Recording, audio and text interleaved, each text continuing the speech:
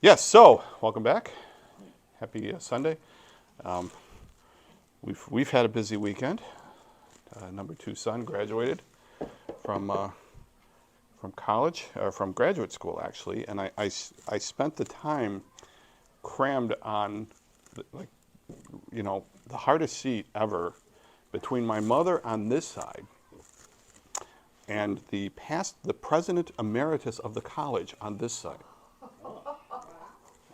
And so I literally rubbed shoulders with this guy for 2 hours, literally, because it was that tight. I mean, imagine the cheap folding chairs, right?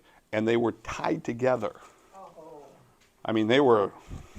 So I'm like this the whole time. We're kind of, like this, and then he's the past president. He was the president of the school for 28 years, and then these outrageously uncomfortable sitting situation. And we got up, came home. And we went to a concert last night, which has outrageously uncomfortable seats. They're the worst seats anywhere.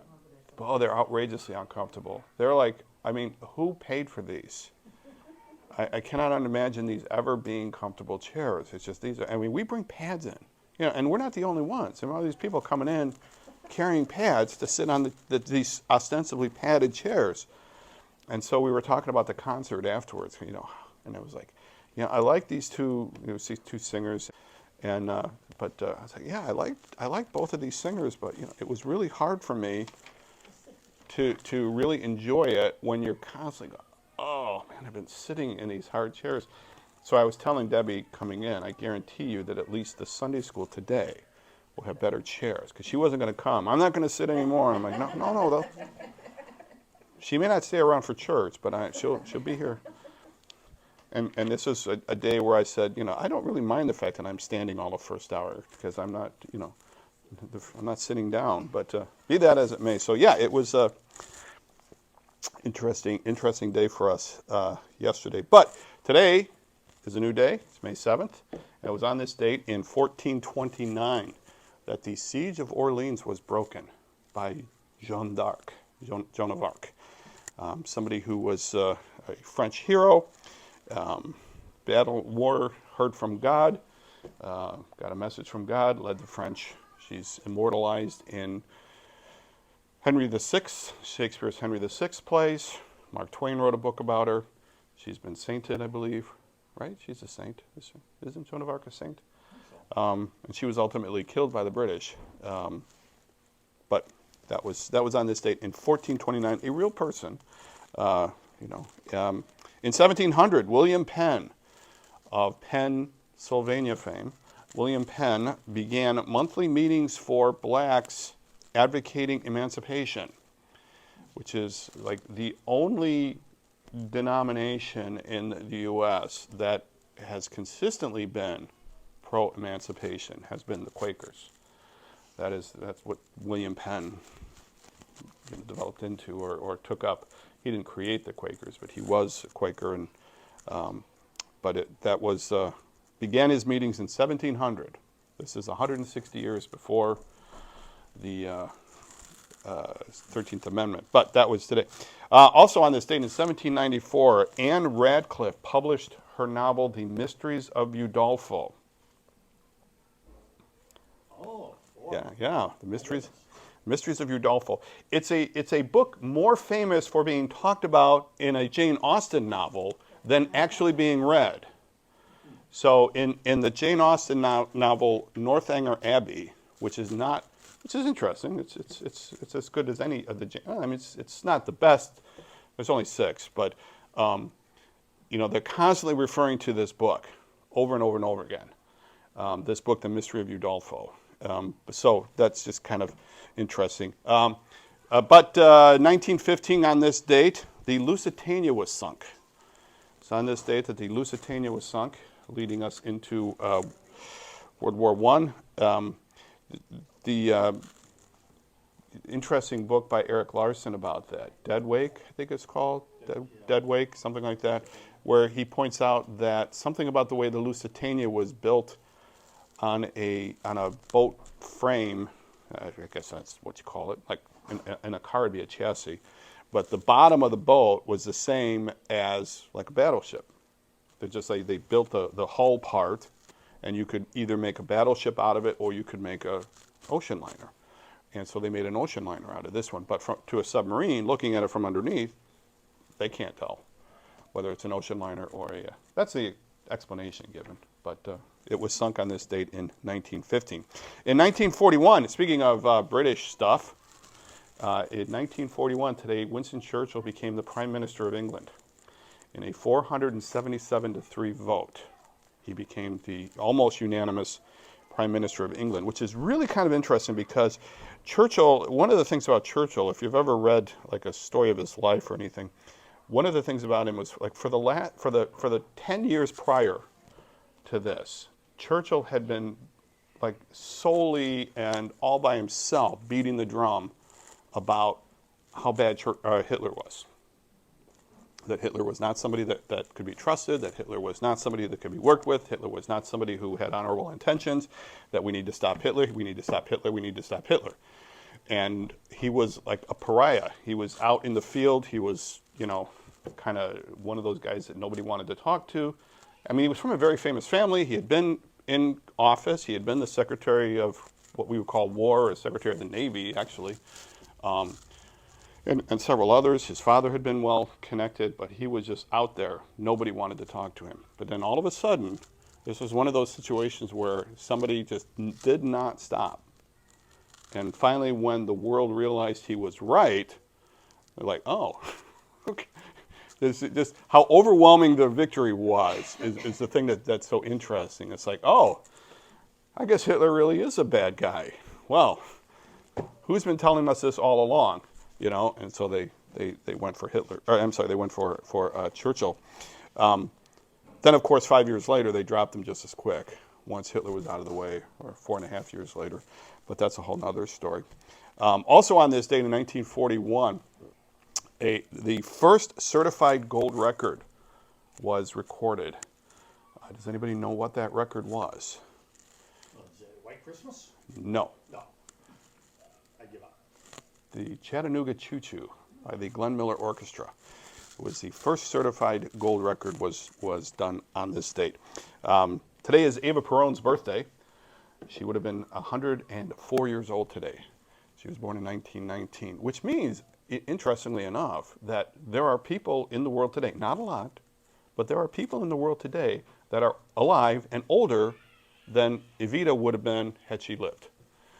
Got a great, fun little story about going to see Evita with my in-laws. I won't share that now, but later talk about it.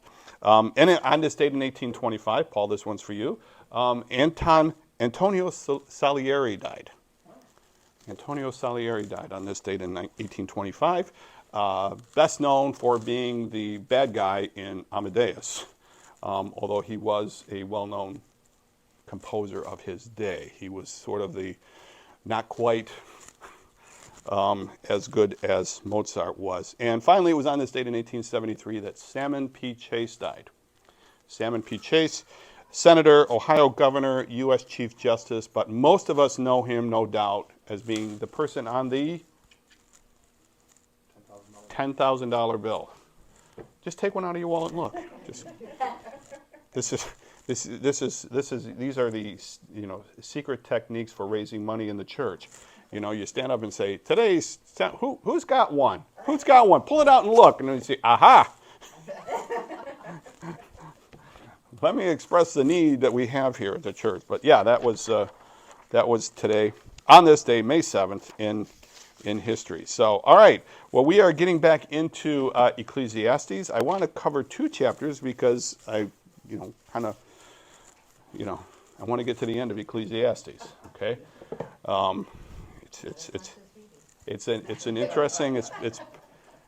It's been an interesting ride. The more you, and there's several things about Ecclesiastes, and one of the things about Ecclesiastes, Ecclesiastes is not quoted in the New Testament. There's no direct quotation of Ecclesiastes in the New Testament. There are themes that are repeated, but there is not a quotation of Ecclesiastes in the New Testament. And there's there's a lot of unique vocabulary in Hebrew and phrases and things like that in Ecclesiastes as well. So that virtually every verse is a translation nightmare. That from reading again, Aleph, Beth, I think that's the extent of my Hebrew knowledge right there. I know Elohim and that, but to read, every verse in the commentaries is like a discussion of the 7 different ways to different people have translated this particular verse, which makes it really difficult to. It doesn't, and today there's one situation where I think it really makes a difference, where it makes it understand. If you take this, and then there's all these things called emendations. An emendation is where a translator looks at a verse and reads it and reads it and reads it and reads it, and he or she is looking at the verse and says, this just doesn't make sense. But if we add a word here, it makes sense. And maybe it's based on another passage where the same concept is. It isn't just arbitrarily that they throw a word in there, but it's usually based on some other usage of a similar phrase and a similar thing like that. But literally they're just add a word or a phrase or something like that. It's called an emendation. And there's a lot of that in the various translations of Ecclesiastes.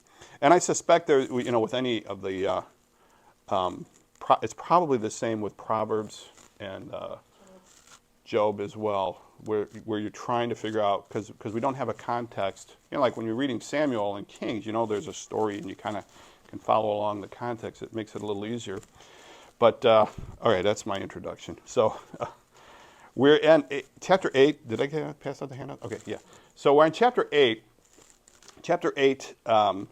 We finished up last time talking about who is like the wise, who knows the explanation of things. A person wisdom brightens their face and changes its hard appearance. Again, this is one of the other issues with Ecclesiastes. You have passages like this one, where it's like, okay, being wise changes a hard appearance, whereas previously in the same chapter, Qohelet has told us that, well, a sad countenance brings wisdom. It's like, well, which is it? Make up my mind here, okay? However, we have to keep in mind that, again, this is Qohelet's vision of what life is under the sun at this moment without the relationship of a covenant God. That if you take a God who wants to have a relationship out of the picture, this is what you're left with. So again, Ecclesiastes is not a book to get a life verse out of, or if you do, then that raises all kinds of other questions. But it's a book where you look at the whole picture and say, okay, what is the picture here that we're talking about? So beginning with verse 2, we're going to have a series of verses, verses 2 through 5, on advice on how to behave in front of the king. Now this, of course, is a little ironic. Let me read the passage first, and then we'll talk about it. Verse 2, obey the king's command, I say, because you took an oath before God. Do not be in a hurry to leave the king's presence. Do not stand up for a bad cause, for he will do whatever he pleases. Since a king's word is supreme, who can say to him, what are you doing? Whoever obeys his command will come to no harm, and the wise heart will know the proper time and procedure. And I'll go on to verse 6. For there is a proper time and procedure for every matter, though every person may be weighed down by misery. Now, this series of instructions, and by the way, congratulations to King Charles III. I'm sure he's going to watch this. Did anybody watch the coronation yesterday? Anybody see any part of it? No? Okay. Yeah. Well, there was an article in the paper about, people, like there's several like Irish sort of, maybe like Ballydoyle's over here, was open at 4 a.m. so that people could come in and watch the. We did not do that because, again, I'm standing firm on the fact that we did fight a war, actually 2 of them, so that we did not have to pay attention to who the king was. Although it is fun, don't get me wrong, it is fun to keep track of the royals. They're just nonstop entertainment. in many ways. But it's somewhat ironic here that you think, okay, well, if Solomon is writing this, it seems kind of self-serving. And again, so to me, this is another indication that it's not Solomon directly writing it, that Qohelet is not Solomon. Okay? It could be that Solomon is saying, well, listen, you guys need a little bit of wisdom. Or maybe it's Qohelet saying, listen, this is how you deal in front of the king. Okay? But, in Qohelet, Debbie and I were talking about this, and how did this refresh my memory on this conversation? Because I had said that it's either Solomon or somebody wants you to think it's Solomon. And actually, what I should have introduced is, somebody told me, I heard from someone in the class, actually it was Debbie, was saying that rises to the level of what's called pseudepigrapha. The pseudepigrapha is, these are these books specifically in the New Testament, although there are some Old Testament variations, where a book is written and assigned to somebody, like the Gospel of Peter. There's a book called the Gospel of Peter. There's a Gospel of Judas. These are books that showed up 2-3 centuries after Peter's death, and all of a sudden, oh, here's the Gospel of Peter, kind of thing. Clearly something written without, that they want you to think it's Peter's story when in fact it's not. And I did suggest that to me, when I say it's somebody who and I guess it's not that far off. It could be, the idea of a pseudepigrapha. Again, pseudo, false, and graphic pseudepigrapha. But it is somebody who is writing, perhaps based on a collection of Solomon's writings. Maybe it's somebody who was close to Solomon, who understood how Solomon thought, or somebody who had access to his private papers, so to speak.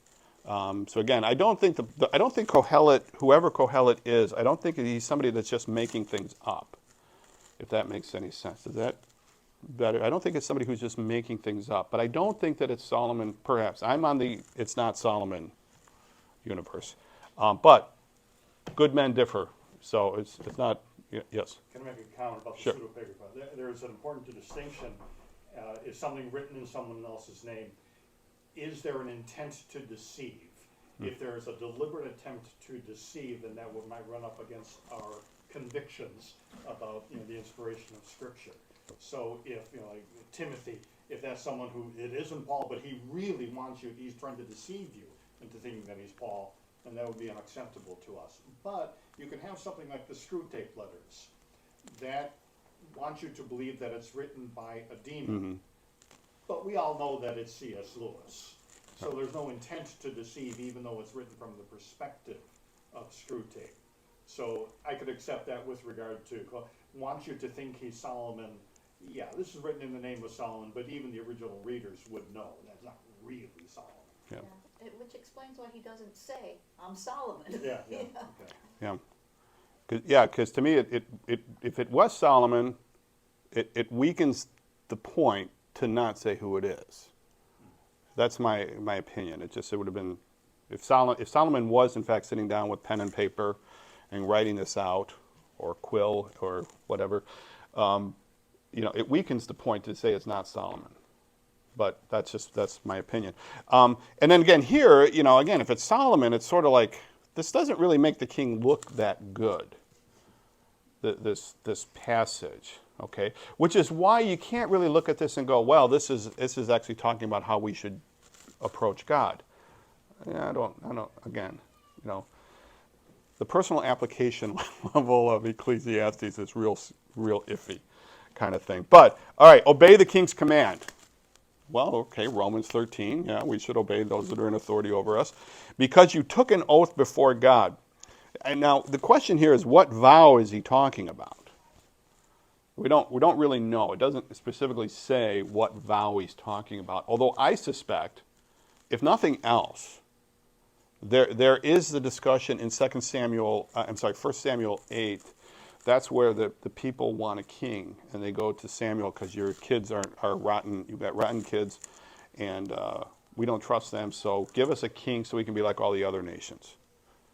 And Samuel goes to God, and God says, don't worry, they're not rejecting you, they're rejecting me, and tell them this is what's going to happen. And so Samuel does. And we talked about this passage earlier where Samuel comes in. The king's going to do this, he's going to do this, he's going to do this. And the people say, yeah, we got that. We want a king anyway. Maybe that's the vow. You say, you guys asked for this. You guys wanted a king. So, there were a significant number of people in England yesterday that wanted a king, that they did that whole thing. I was just reading about it, like with the stone of Scone. Did you hear that? There's this big rock that the king sits on, which I was thinking, at some point we're going to have a new pastor. We need to come up with a stone of Scone to kind of sit up there and just kind of to talk about, because you do. It's not a investiture ceremony I've heard about, and not christening. Pardon me, not an ordination. Where the first, well, you could with an ordination as well, but when a pastor's first, installation. That's what I'm looking for. The installation service. We should, when we're talking about that with whoever the new pastor is, we should. Well, we're going to pattern it after this little thing that took place in Westminster last. See how that goes over. But whatever, because you took an oath before God, okay? And whatever the oath is, you should follow it. You do not be in a hurry to leave the king's presence, okay? And again, this is really just good advice. When you're talking to your boss, and your boss has something to say to you, this is not a good thing to be doing. Neither, and I can't do it because the phone is back there. Neither is the constant looking at your phone while your boss is talking to you, or the king. You have an audience. The boss wants to see you, so you walk in. Now this happens at Bolingbroke all the time. At the high school, you tell a kid, "Come here, can I talk to you?" Sure. You're flunking everything. Okay, you gonna do that? Okay. Maybe you should text it to them. I thought about that. I did. I really did think about it because I know all their phone numbers. It's in the system. But then they know my phone number. See, that's the only thing, because then I'm going to get back the who are you kind of stuff. But don't want to go there. Do not be in a hurry to leave the king's presence. Do not stand up for a bad cause. Again, this is good advice. Other ways to translate this is bad idea or evil matter. Again, depending on how you look at it, and do not stand up for a bad cause, for he will do whatever he pleases. Okay, since the king's word is supreme, who can say to him, "What are you doing?"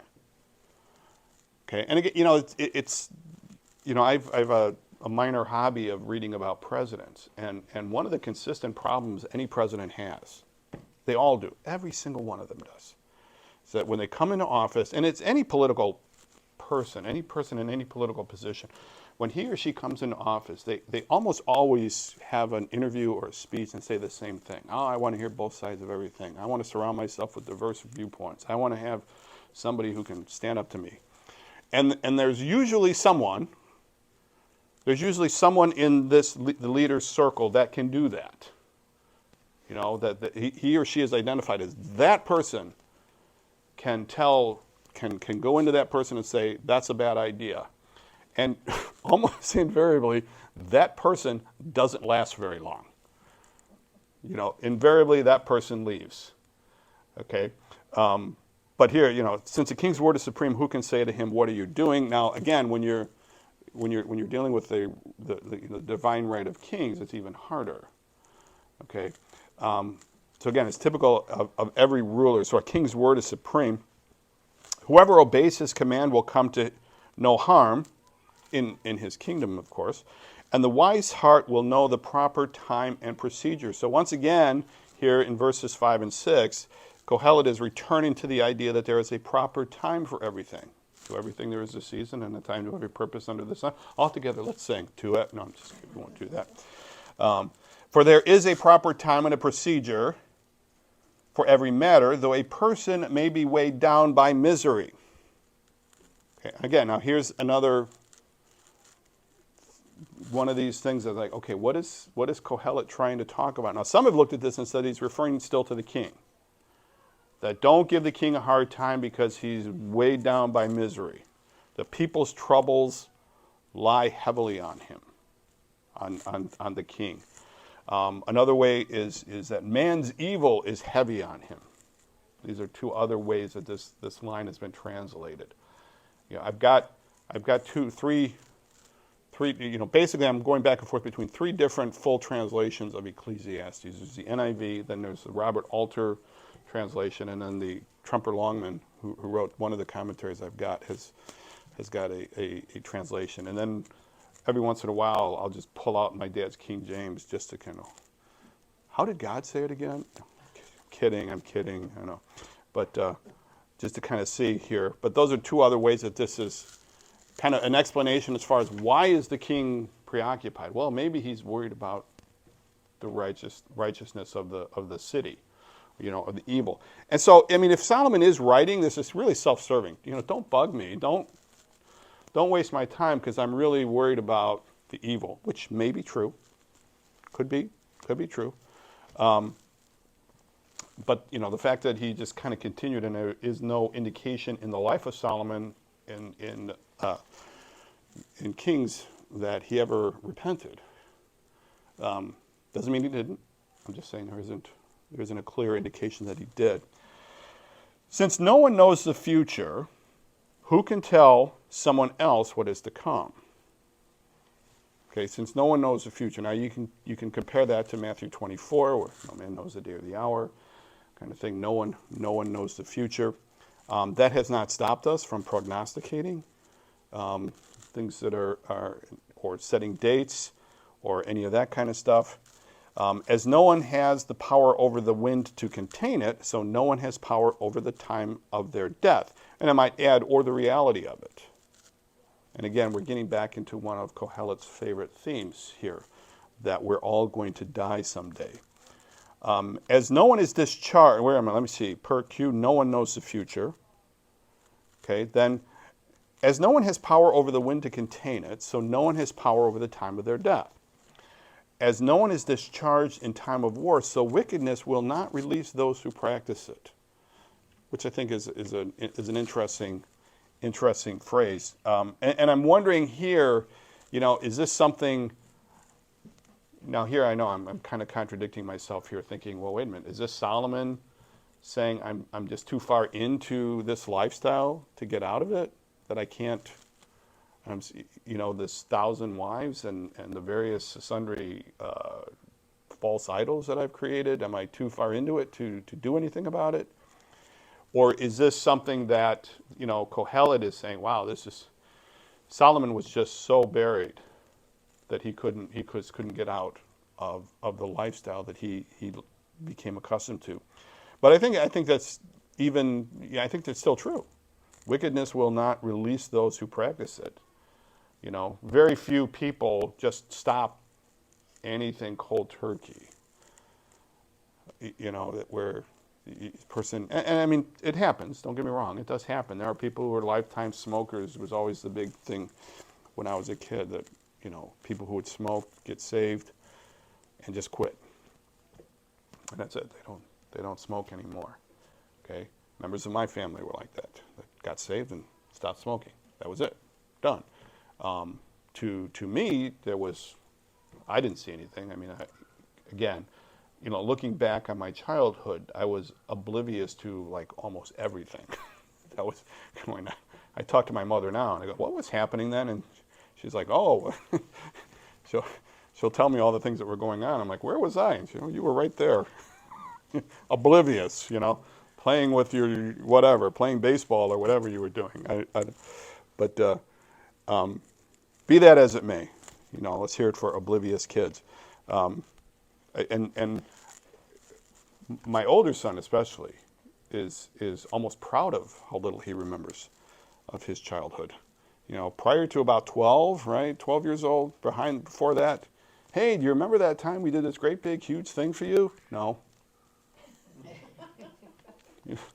We spent thousands and thousands of dollars and took 6 months of work and nope.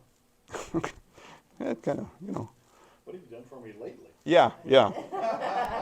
Yeah, what have you done for me lately? That's, you know, I don't remember, but if you did this for me now, I might remember it. I don't, you know, kind of thing. It says happy we never took them to Disneyland. Yes.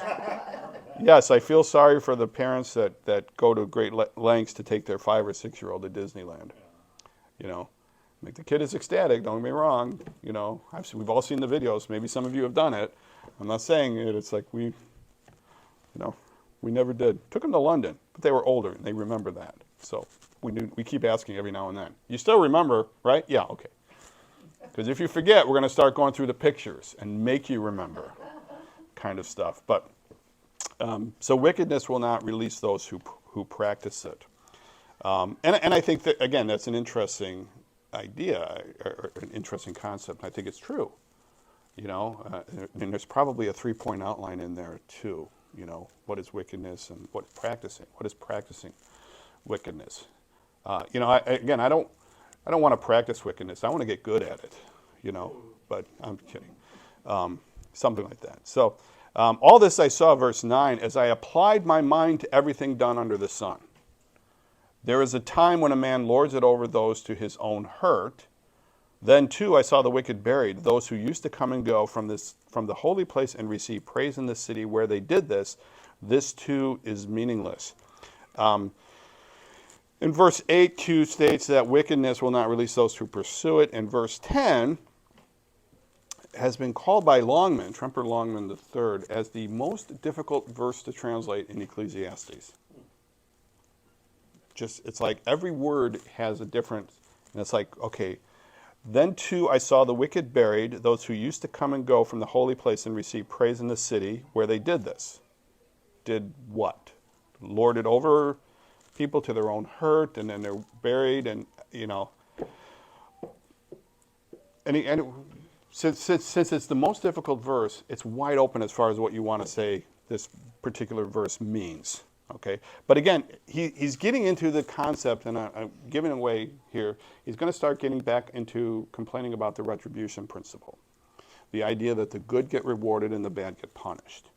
And the indication are that, you know, I've seen the wicked get this proper burial that they shouldn't have. Shouldn't they, if they're wicked, shouldn't they get a bad burial, or maybe not a burial in consecrated ground, or they're honored in their... Thrown to the dogs like Jezebel? Yeah, shouldn't that have happened, but it didn't, and I think he's confused about this particular thing. I think that's this idea that you know, the wicked are not necessarily getting what they deserve. You know, it bugs him. It's meaningless. It's Hebel, he says. Okay? And then he kind of develops it here a little bit. Verse 11, when the sentence for a crime is not quickly carried out, people's hearts are filled with schemes to do wrong. Okay, so I think, you know, that's pretty self-explanatory. If somebody does something wrong and never gets punished for it, what does that do? So again, if I'm sitting in a classroom and the rule says on the board, no phones, which they all do, and the kid in the front row pulls his or her phone out and starts looking at it, if I don't do something about that kid's phone getting put away, within about, it takes about, I don't know, 11 seconds for everyone else to go, ooh, he's got a phone out. Everyone else has their phone out. So, you know, it's, and even if you say put your phone away, the fact that somebody took their phone out, then it's like put your phone away, put your phone away, put your phone away, put your phone away, put your phone away, put your phone away, put your phone away, put your phone away. You know, this is what education in the 21st century is like. Okay, put your phone away, put your phone away, put your phone away, kind of thing. Because TikTok will always be more interesting. Debbie, put your phone away, will you? No, I'm just kidding. TikTok will always be more interesting than a high school teacher. But it's you know, it's one of the things that they're all dealing with. But when the sentence for a crime is not quickly carried out, people's hearts are filled with schemes to do wrong. Although a wicked person who commits 100 crimes may live a long time, I know that it will go better with those who fear God, who are reverent before Him. Okay, so this is one of his. You know, there's a couple of different passages. One of them, types of passages. There are light passages. There's this brief light in the darkness kind of passages, and this is one of them. Well, yeah, you see these wicked people are in under the sun in this universe, you see that people are prospering, but really it's going to go better for those who fear God. It's going to go better for those who fear God. And then there's also carpe diem passages, and we're going to get to one of those real quick. Yet because the wicked do not fear God, it will not go well with them, and their days will not lengthen like a shadow. Now again, this is one of the problems with Ecclesiastes. Okay, now what is he saying here? The wicked do not fear God, their lives are going to be shortened, right? That seems to be what he's saying here. And yet, just earlier he had said about the wicked living long lives, that it bugs him that wicked live long lives. Okay, so again, does that happen now? Well, yeah, we live in a fallen world. Gangsters do die of old age. Okay, and righteous people die young. It does happen. Okay, yet because the wicked do not fear God, it will not go well. Okay, certainly this is something that Qohelet is concerned about. There is something else meaningless that occurs on earth. Wait, there's more. There's something else meaningless. The righteous who get what the wicked deserve, and the wicked who get what the righteous deserve. Now, this bothered Qohelet then. It bothers us now when we see this happen. Okay. This too, I say, is meaningless. So I commend, and this is a carpe diem passage. So given the fact that it's going to go better, but it might not, so what should you do? In light of all of this, what should you do? Again, this is carpe diem, what is called a carpe diem passage. This too, I say, is meaningless, so I commend the enjoyment of life, because there is nothing better for a person under the sun than to eat and drink and be glad. Then joy will accompany them in their toil and all the days of the life God has given them under the sun. So again, Qohelet goes through and he talks about, wow, there's this depressing stuff going on, but really, you know what? The best thing to do, rather than try and figure it out, just enjoy your place in life. Enjoy what you can. Enjoy your work. Okay. Verse 16, then joy will accompany them in their toil. Let's see, where am I? Okay, verse 16.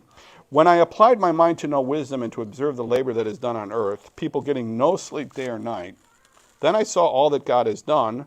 No one can comprehend what goes on under the sun. Again, so he's following up after his carpe diem. It's like, you're not going to be able to figure it out. Excuse me. Why is this going on?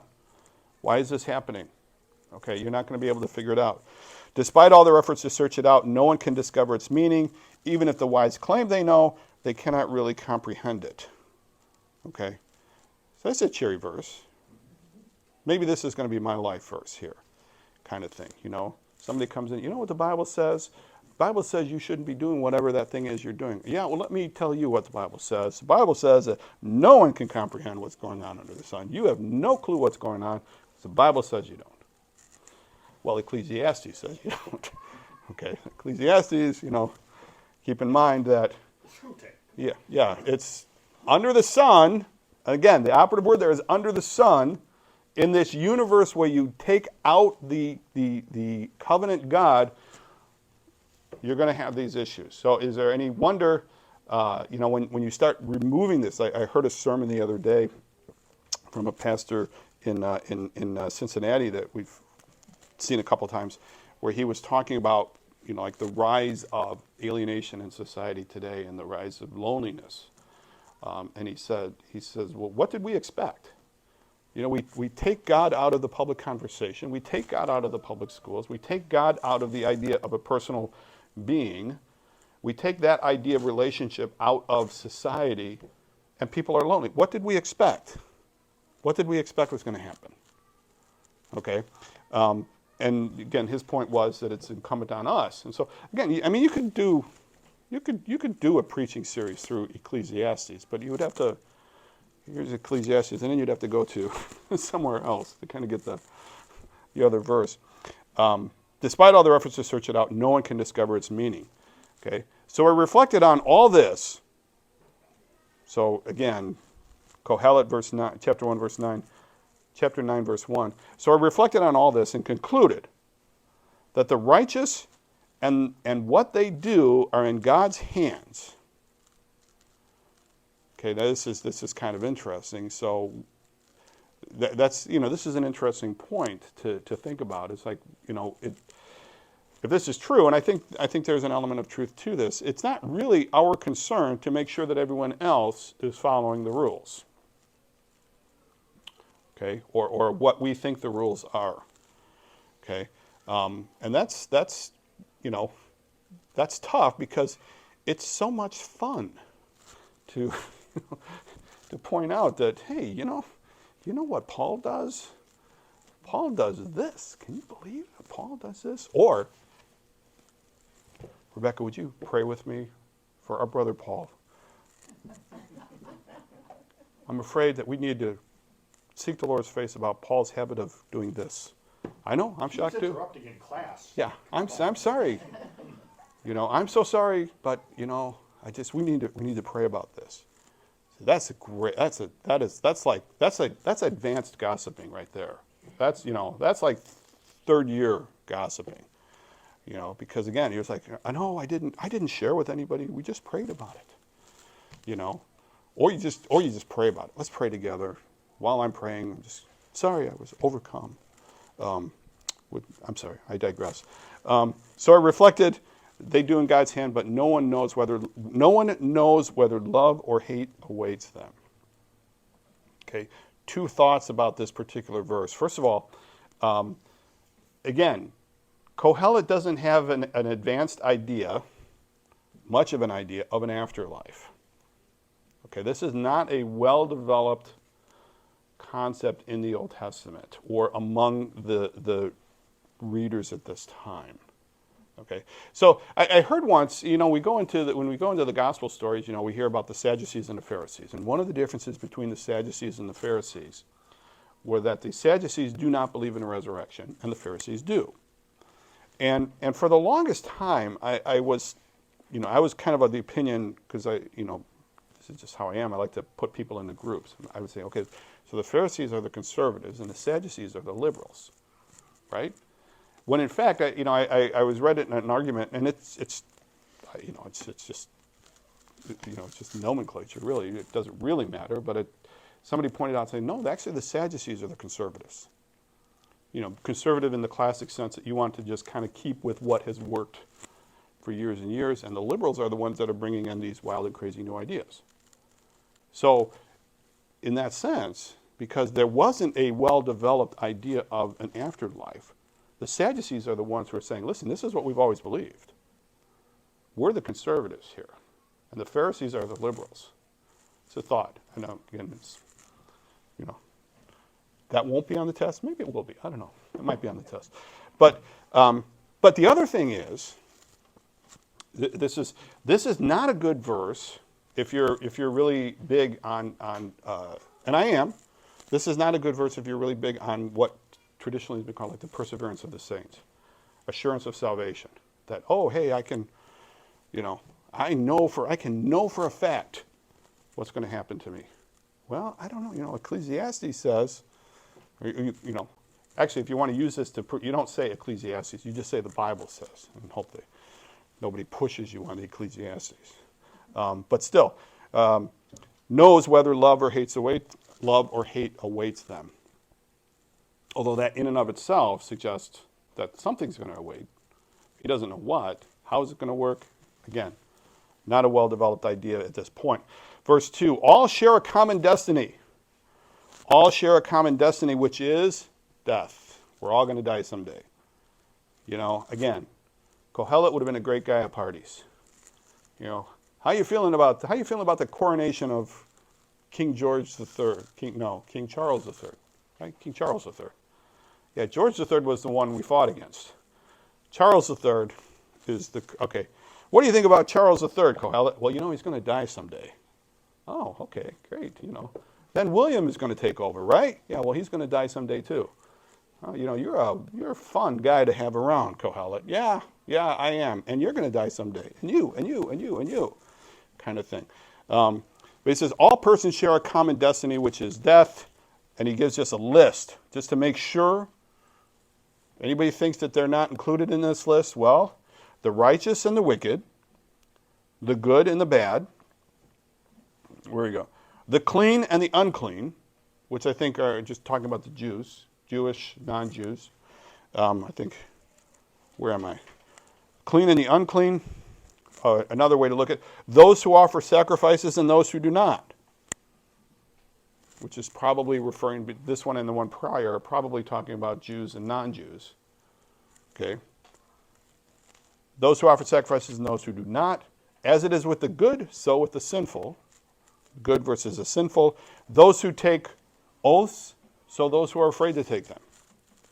All of them have the same thing. This is the evil in everything that happens under the sun. The same destiny overtakes us all.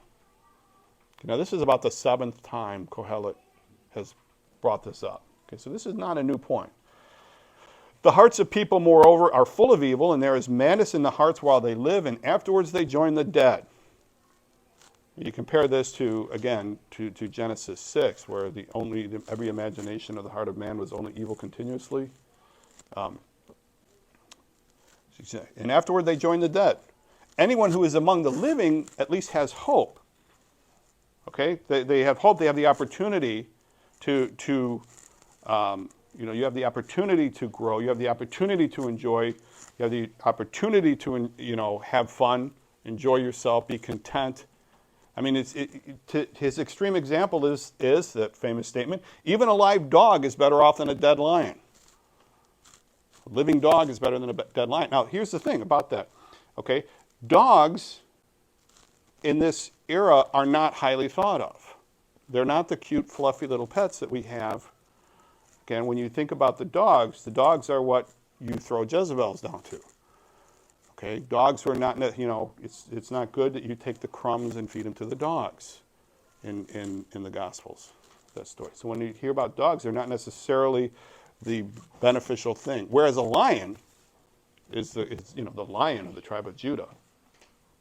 None of the animals that are signified the tribes is a dog. Okay, so a dog is like a low-class animal at this point. I'm not insulting Fluffy at home, so don't go home and apologize to your dog. I'm not, But his point is, even this low-class animal, if it's alive, is better off than this lion who's dead. Okay, it's just, this is, at least this low-class dog has hope. Okay. So, for the living know they will die, but the dead know nothing. They have no further reward, and even their name is forgotten. Their love, their hate, and their jealousy have long since vanished. Never again will they have a part in anything that happens under the sun. But the dog has some hope in that. Okay, the same destiny overtakes us all, death. A living dog is better than a dead lion. So given all of that, what should we do? Well, we'll come up with another Carpe Diem passage. Go, eat your food with gladness. Drink your wine with a joyful heart, for God has already approved what you do. Okay. Again, this is another one. God has already approved what you do. Okay, how does that... Again, what is I don't know. Okay, God has already approved what you do. God knows what you're going to do. God has approved that you can enjoy your life. God has approved that you have these opportunities. Always be clothed in white, and always anoint your head with oil. White was at that time you would wear white for celebrations. Again, it's like, don't worry about the big stuff. Nothing you can do about it. Enjoy the small stuff. Enjoy your life. Enjoy life with your wife whom you love. All the days of this meaningless life that God has given you under the sun. So I think Debbie and I, this was part of our wedding vows when we got married. I vow to enjoy my life with you, all my meaningless life. It was a beautiful thing. Right there? That's how I remember it. Isn't that how it went? Not how you remember it? Okay, well. No, I'm kidding. It was not a part of all the days. All your meaningless days, for this is your lot in life and in your toilsome labor under the sun. Whatever your hand finds to do it with all your might. For in the realm of the dead, where you are going, there is neither working, nor planning, nor knowledge, nor wisdom. Okay, so there are 4 things missing. 9, 7 through 10 are another Carpe Diem passage. 4 things missing from the realm of the dead. Where am I? Working? I'm fine with that. I'm good with that. No, I'm just kidding. Working, planning, knowledge, or wisdom.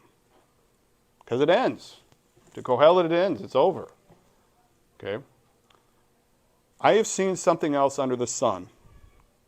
Qohelet here also notes something else. And this is a relatively well-known passage. One of the better-known passages of Ecclesiastes. Okay? The race isn't to the swift. Isn't always to the swift. The battle to the strong, nor does food come to the wise, or wealth to the brilliant, or favor to the learned, but time and chance happen to us all. And I think he's kind of repeating what he said in verse 8:8. No, I'm sorry. My mistake. Oh, next verse is, but time and chance happen to us all. You know, that there is an element of chance to our life that we just can't control. And that would take a much longer time to kind of talk about this and kind of develop this idea that, you know, a kind of a theology of events. Why do things happen? Why do things happen to us? Do things happen because God was sitting up in heaven and thought, you know, it's Saturday, and I'm going to make Stan and Debbie sit in uncomfortable chairs for 6 hours today. Okay, I mean, you could make the argument that that's exactly what happened. Or, you know, do we go with a more deistic view and say, no, I chose to sit there. I didn't have to go. I didn't have to sit next to somebody who's got a building named after him at the school. We discovered on the way out, you know. I could go back, hey, look, I sat by that guy. You know, there's a statue of him. I sat by the guy. Okay? Very nice guy, by the way. Very nice guy. Very pleasant, pleasurable, funny guy, talkative. Even went so far as was giving my mother grief about something. You know, she got up and went to the bathroom, and he came back, and he's like, no, these are reserved seats, you know. He knew that she had gotten up, so he wasn't, you know, very nice guy. Is that how things go? Well, to Qohelet, again, how it acts in the context of a covenant God, in the context of a personal God. And I believe that one of the things, let me back up for a second. This is, you know, you go to Genesis 1:1, and there's a couple of things you can look at from Genesis 1:1. In the beginning, God created the heaven and the earth. Okay, simple verse, but I mean, there's a couple of interesting lessons you can learn there. First of all, God preceded the earth, the beginning. God was here before we were. Okay, God intentionally created the earth. Okay, you know, a lot of creation stories, our existence of humans was an accident. There was a battle in heaven, and there was a lot of dust, and when the dust settled, like, oh, wait, look, what did we do? Kind of thing. Whereas, you know, Genesis 1 indicates that God intentionally created earth. And in fact, that suggests, and to me, it's a pretty clear indication that God is a God that wants to do stuff. Okay, so there is the desire that intentionally created the earth so that he could be in fellowship with us. Okay, and so again, this is not what Qohelet is talking about. This is not, I don't think this is the way God planned it, but he's saying, listen, you know, if you eliminate that whole element of it, this is what you're left with. This is what you're left with. So again, the big picture of Ecclesiastes, I think, is a powerful lesson. You take God out of the picture, and this is what you're left with. Okay, and if anyone knows what that would look like, it would be Solomon. Okay, time and chance happen to us all. Moreover, no one knows when their hour will come. That's where he's repeating 8:8. All fish are caught in a cruel net, or birds taken in a snare, so people are trapped by evil times that fall unexpectedly on them. Again, time and chance happen to us all. Things happen. Now, that is not a great comfort when you're dealing with somebody who is dealing with something that is clearly not their fault. Somebody is killed in a car accident where they're not liable, or an accident takes place or something. You know, that's not a great comfort. So again, Ecclesiastes is not a good book for comfort. Just don't go there. Verse 13, he ends with a story about wisdom. I also saw under the sun this example of wisdom that greatly impressed me. There was once a small city with only a few people in it, and a powerful king came against it, surrounded it, and built huge siege works against it.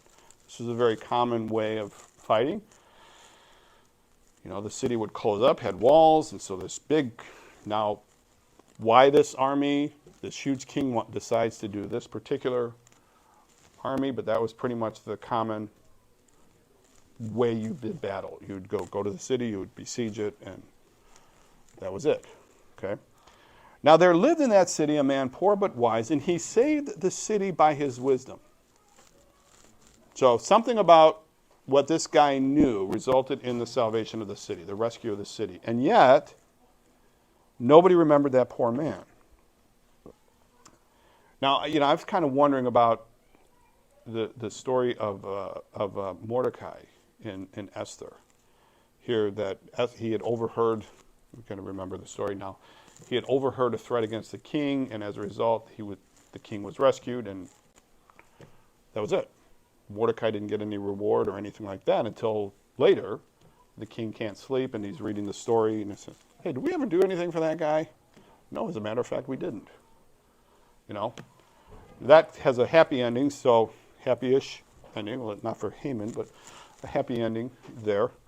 Now, this is another one of those verses where, you know, people, where there's an emendation. There's a popular emendation in this particular story. Again, that's where somebody looks at a different usage of the same structure in another Hebrew passage and says, perhaps this is what this verse should say. And that has, where it says he saved the city by his wisdom, the emendation is to say that he could have saved the city by his wisdom. Okay. Now this is where it's not a popular. It's not, you won't see it in your NIV notes, but this is one of those kind of deals where it's like, okay, he could have saved it. He saved the city with his wisdom.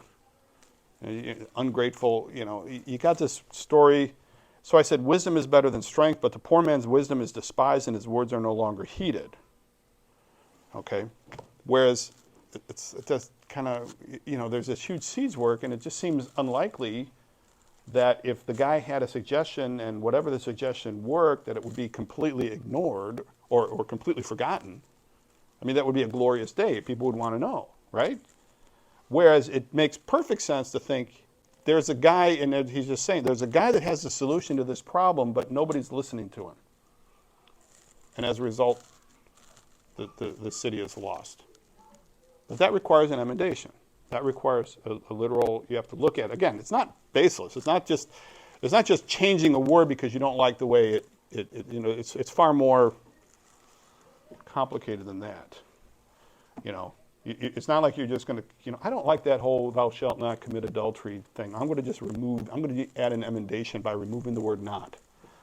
Thou shalt commit adultery, there was one translation, or not translation, printing, I think, of the King James. I can't remember what did they call it the Adulterer's Bible? The Satan's Bible or something. Yeah, where they left out the thou shalt not commit adultery, and it says thou shalt commit adultery. That's not an emendation. That's just a mistake, you know, or wishful thinking. I don't know. But, you know, that's kind of an idea here. But he's pointing out that, again, you know, Qohelet, the downer, is going, you know, wisdom could have saved this city, and it didn't. They didn't listen to it. Or maybe they did listen to it, and the guy got ignored and never got his reward. The quiet words of the wise are more to be heeded than the shouts of a ruler of fools. Wisdom is better than weapons of war, but one sinner destroys much good. And I think that's a true phrase, regardless of one sinner destroys much good. It only takes one. You know, it only takes one. Maybe the story here is if we accept the emendation, and I like this particular emendation because it makes the story much more significant. He went and told someone, "Hey, this is what you need to do. This is how we're going to win. This is how we're going to defeat these guys." And, yeah, I don't think so. And as a result, the city is lost. I don't know. Okay, so next week we're going to do, I think we have 2 more weeks in Ecclesiastes. Whew. Okay, and we're going to be through Ecclesiastes, and then we can pat ourselves on the back and say, we've been through Ecclesiastes, and most every other church hasn't. You know, okay? And then we can all rest assured that we will never do this again. No, I'm just kidding. Maybe we will. I don't know. The next time we think about it, get a different commentary, something like that. Any questions? Are we meeting over Memorial Day that weekend? I do not know. Okay. I would assume not, but But if not, there's a natural break there. You're finishing the week before. yeah. Otherwise, we start moving on Memorial Day. Well, I want to do like one day in the Song of Solomon, because I'm right there. I'm right there. It's short, and the second half of my second commentary is it's Ecclesiastes, Song of Solomon. So I thought, why not? I'm there, kind of talk about it from just sort of a textual point of view rather than Silas. They were doing some people have done Song of Solomon here before, and my younger son, who just recently, did I mention Silas graduated from Lewis yesterday? He went to the young married class. What was it called? I don't. It was a class that Pastor. Calling it Young Married. It was a class that Pastor They told Don. him that it was for singles too. And they were. It is what we think of as the Young Married class here. And they were doing Song of Solomon in the context of marriage, and there's single Silas just sitting in the back going, yeah, it was awkward. And I don't think he's been back since to that class, so I don't draw whatever conclusion you want. So thank you all for hanging in here, and we'll be back. We'll be back next week. What chapter? 10 and 11. We'll do 10 and 11 next week, and then finish with 12. 12 is the big finale. So, any other questions? All right, thank you much.